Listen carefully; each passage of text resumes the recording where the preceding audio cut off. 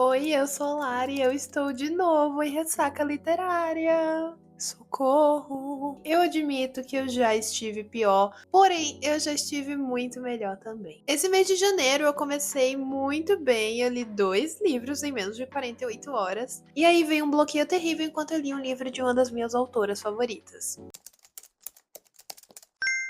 Antes de mais nada, eu já te peço para se inscrever aqui no canal para não perder os próximos vídeos e também para deixar a curtida para me ajudar na entrega desse conteúdo. E vamos lá, deixe-me falar dos meus 4 livros lidos no mês de janeiro. E olha, gente, tá ótimo eu ter lido 4 livros no mês de janeiro, porque ano passado, o ano inteiro, eu li 13. Então ler 4 em um mês só tá incrível. E vamos normalizar também que nem todo mundo tem cabeça e tempo pra ler 15 livros em 15 dias. E assim, eu li um livro de suspense, 2 de romance em teen, que eu amo, e um assim mais puxado pro drama. Então eu diria que eu tive até uma boa variedade pra quem só leu 4 livros. E vamos começar falando deles, vamos por ordem de leitura, e eu comecei o ano com Os Dois Pés na Porta e a minha queridinha, a Lucy Foley, e eu li O Apartamento de Paris. Nesse livro nós vamos acompanhar a Jess, que tá indo morar com seu irmão, o Ben, em um luxuoso apartamento em Paris. Só que quando ela chega lá, ela descobre que o irmão dela tá desaparecido e que todo mundo do prédio é muito suspeito. E todos eles parecem estar envolvidos entre si de alguma forma e envolvidos com o próprio Ben. E esse livro, pra mim, ele foi um grande 3 de 5. Ele não me prendeu quanto os outros 2 da autora, A Lista de Convidados e A Última Festa, e eu acho que em partes é porque a linha dele é diferente. Nos outros livros nós temos aquela dinâmica de tentar descobrir quem morreu e quem matou, e nesse aqui a gente sabe primeiro quem é a vítima, do que quer que tenha acontecido e quem são os suspeitos. Então o ponto é realmente descobrir o que é que aconteceu e quem é a pessoa que causou aquilo. Além disso, a autora colocou um subplot meio crítica social que foi bom, porém não foi muito bem trabalhado ao meu ver. Ele estava lá mais como a motivação do crime e a resolução foi muito corrida no final e com um artifício muito fraco, na minha opinião. E o final de muitos personagens foi bem ué, e isso é o máximo que eu posso dizer sem spoiler. O protagonista passou longe na fila do carisma, todo mundo do prédio é muito perturbador, porém, a galera do prédio entrega os melhores plot twists desse livro. E por mais que alguns sejam previsíveis, eles ainda assim são muito bons e sinceramente foi o que me prendeu nessa leitura. Chegou um ponto em que eu já tinha entendido o que aconteceu com o Ben, porém à medida que as coisas vão desenrolando, você vai ficando preso e tudo ali ao redor dele é realmente um plot twist. É um grande caso de família misturado com você na TV, só que com mais barraco e gente maluca, se é que isso é possível. Seguindo o segundo livro, eu caí no hype muito bem merecido de Dungeons and Drama. Nesse aqui nós acompanhamos a Riley, que é uma menina que ama musicais e está de castigo porque fugiu de casa de carro para outra cidade para assistir um espetáculo, e sua punição é trabalhar na loja de jogos do pai dela. E lá ela tem que lidar com seu novo colega de trabalho e de escola, o Nathan, e eles não têm lá uma aproximação muito amigável. E bom, nesse momento ela é apresentada a esse universo de jogos de RPG, de Dungeons and Dragons, e ela cai numa situação em que ela tem que fingir que o Nathan é namorado dela e que isso meio que traria benefícios para os dois, mas nós sabemos muito bem onde isso vai dar. E entendam que eu tive que me segurar porque eu não queria que esse livro acabasse. Eu fiquei igual uma boba lendo esse livro. E por quê? Porque, primeiro, antes de mais nada, I'm just a girl que ama RPG e que ama um namoro falso. Então, esse livro, ele foi feito pra mim. Eu adorei tanto a Riley e o Nathan. Eles são protagonistas muito carismáticos e com muita química. Os personagens secundários também são muito legais. Eu acho que, em especial, os pais da Riley, eles têm personalidade muito presente, fora que toda a ambientação de teatro musical do ensino médio e loja de jogos e nerdices torna tudo muito divertido. Foi um 5 de 5 pra mim. Todo o hype que esse livro tem, ele merecia muito mais. Eu não li algo tão leve, divertido e fluido há muito tempo. E, obviamente, com menos de 24 horas que eu tinha terminado o primeiro, eu terminei o segundo, Dates and Dragons. Eu gostei desse tanto quanto eu gostei do primeiro? Não.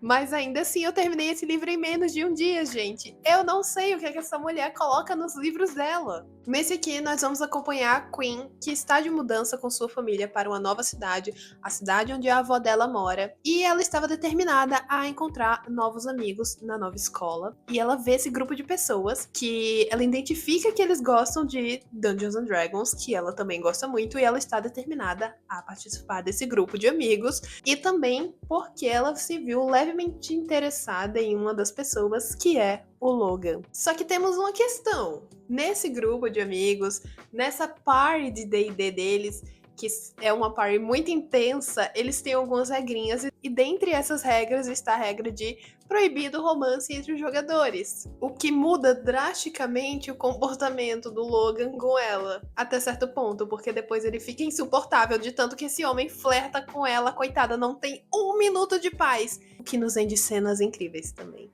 E eu só não sou a maior apoiadora desse casal, porque esse papel é da avó da Queen, que inclusive é a melhor personagem desse livro, ela é maravilhosa. E por mais que o plot principal desse aqui seja essa vibe de romance proibido, é algo super leve, porque não é aquela coisa trágica. E eu amei, particularmente, que a história acompanha uma party de D&D que joga em live. Eles transmitem a campanha, então tem aquela vibe meio Critical Role, que inclusive eles referenciam bastante. Eu achei perfeito pra mim esse daqui. Eu gostaria de dizer que esse também é um 5 de 5, mas eu vou dar um 4.8 de 5, porque eu quero ser justa com o primeiro, que eu gostei muito mais. E por favor, Chrissy Boyce, lance logo o terceiro livro. E seguindo aqui com muita dor, porque eu não queria abandonar meus romances adolescentes, eu fui ler um livro que eu vi muita gente recomendando, que foi Como Arruinar um Casamento. E eu acho que eu fui com expectativas muito altas. Ele não é ruim, nem de longe, mas ele não é aquela coisa incrível que todo mundo fala. Nesse aqui, a nossa protagonista, a Phoebe, pega uma diária numa luxuosa pousada porque ela está determinada a acabar com a própria vida depois de tantas decepções.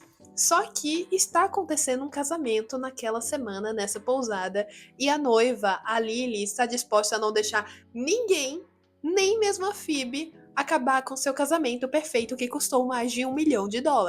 E eu entendo totalmente, no lugar da Lila, eu também não ia deixar ninguém se matar no meu casamento. E nisso se inicia uma série de questionamentos e complexidades das protagonistas e vai gerando uma amizade muito improvável. E o que me desagradou nesse livro foi que em muitos pontos os personagens, eles remoíam muita coisa, como se todos eles precisassem ser muito complexos e cheios de questões, o que por certo ponto não é ruim, porque os torna mais humanos, mas as cenas ficavam um pouco maçantes. E confesso que eu me apeguei muito mais a Lila, que era a noiva, do que a Phoebe. E assim, gente, a Lila, ela é simplesmente uma das pessoas mais insuportáveis do mundo. Só que as cenas dela eram muito divertidas, porque ela era tão focada em si que ela não levava a sério o que estava acontecendo, porque ela só via como aquilo ia afetar ao casamento dela, a vida dela e como ela se sentia.